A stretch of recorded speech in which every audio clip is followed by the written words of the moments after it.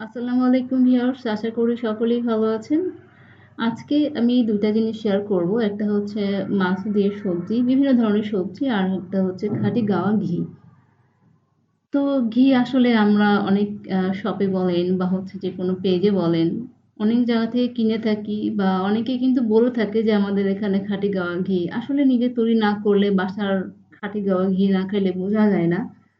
তো আমি আসলে খাঁটি ঘিটা আসলে ওরকম টেস্ট পাইনি। যেখান থেকে কিনছি আমি সেখান থেকে আসলে আ ডিফারেন্ট টেস্ট গুলোই পেয়েছি আসলে।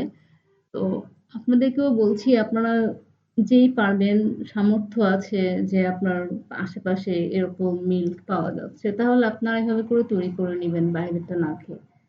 তো এখানে ঝামেলা হয় না বেশি একটা। আমি আসলে এটা সনাতন পদ্ধতিতে করেছি। যদিও A to Z আমি দেখাতে পারিনি। তারপরও আমি বলে দিচ্ছি মুখে। এটা কিন্তু আমি আমার ১ম ঘি তোলা, আর সেটাই আমি শেয়ার করছি। অনেক ভালো লাগছিল। যখন এভাবে আমি ঘি তৈরি করছিলাম মাশাআল্লাহ। তো আপনারা সরটা তুলে রেখেও কিন্তু এটা তৈরি করতে পারেন। আরেকটা হচ্ছে যে কাঁচা দুধের উপরে একটা লেয়ার পড়ে থাকে।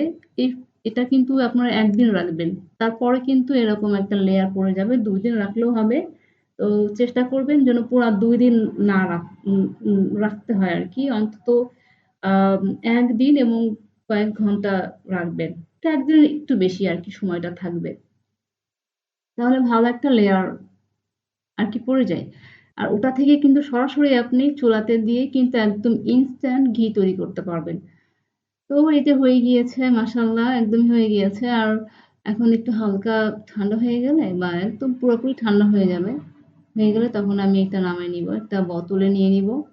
এটা একটা ঘিয়ের বোতলই ছিল, সেই বোতলে আমি নিয়ে নিয়েছি। তো দেখেন মাশাআল্লাহ কালারটা কত ভালো আসছে। তো এখন এটা আমি কি বলতে পারবো যে এটা বাজারের ঘি?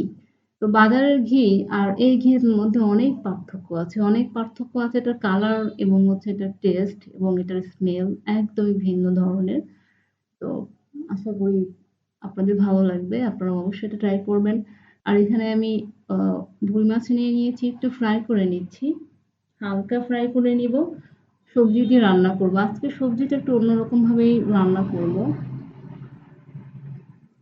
এই ভিডিওটা কিন্তু অনেক আগের ছিল, কিন্তু আমি পোস্ট করতে পারিনি। তো এটা আসলে সেই শীতকালীন সবজিই ছিল। ফুলকপি সব কয়েকটা সবজি এখানে মিলায় দিয়েছি।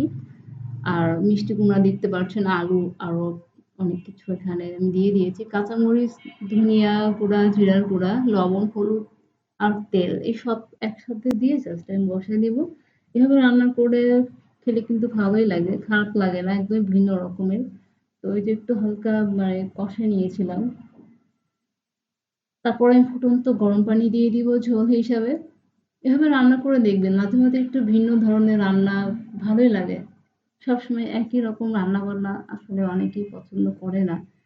আর যারা আসলে সবসময় বাইরে বেশিরভাগ খেয়ে থাকে, তাদের তো আসলে এটা কোনো প্রবলেম না। কিন্তু যারা আসলে সবসময় ঘরে খেয়ে থাকে, তাদের জন্য একটু হলে খারাপ লাগে আসলে। একই রকম রান্না খেতে, খেতে একটু একঘেয়েমি হয়ে যায়। আমি এখানে কিন্তু আরো ব্যবহার করেছি কুমড়া বড়ি। দেখতে পাচ্ছেন একটা আমি দেখায় দিয়েছিলাম।